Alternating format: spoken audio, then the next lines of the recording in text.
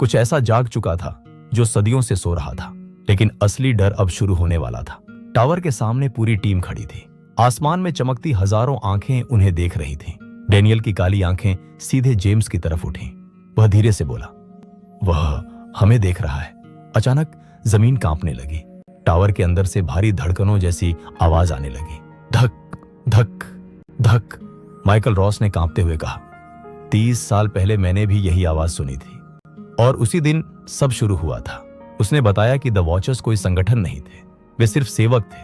असल मालिक कोई और था, एक ऐसी सत्ता जो मिरर वर्ल्ड के बनने से भी पहले मौजूद थी। टावर के अंदर एक विशाल हॉल था। दीवारों पर हजारों साल पुराने चिन्ह बने थे। बीच में एक बारीकी से एक पत्थर का सिंहासन रखा था और उसके ऊपर एक विशाल आंख, जिंदा, धड़कती हुई। वह आंख अचानक खुल गई। पूरे हॉल में एक आवाज गूंजी, मैं जाग चुका हूं। अचानक सबके दिमाग में अजीब दृश्य आने लगे। उन्हें पता चला कि द वॉचर्स इंसान नहीं थे, वे उन लोगों की परछाइयां थीं जो कभी मिरर वर्ल्ड में फंस गए थे। समय के साथ वे बदल गए और फिर उसी सत्ता की सेवा करने लगे जिसे वे कहते थे। द ऑब्जर्वर डेनियल आगे बढ़ा। उसकी आंखें अब पूरी तरह काली हो चुकी थी, लेकिन उसके अंदर अभी भी इंसानियत बाकी थी।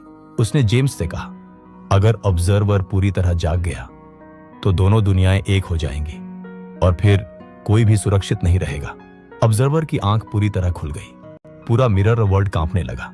हजारों आंखें आसमान से नीचे उतरने लगीं। सारा अचानक चिल्लाई, दरवाजा बंद करो। लेकिन बहुत देर हो चुकी थी। मिरर वर्ल्ड और रियल वर्ल्ड के बीच की दीवार टूटने लगी। अचानक ऑब्जर्वर ने पहली बार अपना असली रूप दिखाया और उसे देखकर सभी के होश उड़ गए, क्योंकि उसका चेहरा डेनियल पार्कर जैसा था। एंडिंग डेनियल खुद डर गया। उसने ऑब्जर्वर की तरफ देखा। ऑब्जर्वर मुस्कुराया और बोला, तुम्हें लगता है तुम पहले डेनियल थे? नहीं, तुम हमेशा से मेरे ही हिस्से थे। पूरा टावर अंधेरे में डूब गया। सारा की चीख गूंज उठी और फिर सब कुछ गायब हो गया। क्या डेनियल कभी इंसान था ही नहीं? ऑब्जर्वर का असली उद्देश्य क्या था? और क्या अब दोनों दुनियाओं का अंत होने वाला था? कहानी अपने अंतिम और सबसे खतरनाक अध्याय की ओर बढ़ रही है। To be continued, part 8 coming soon.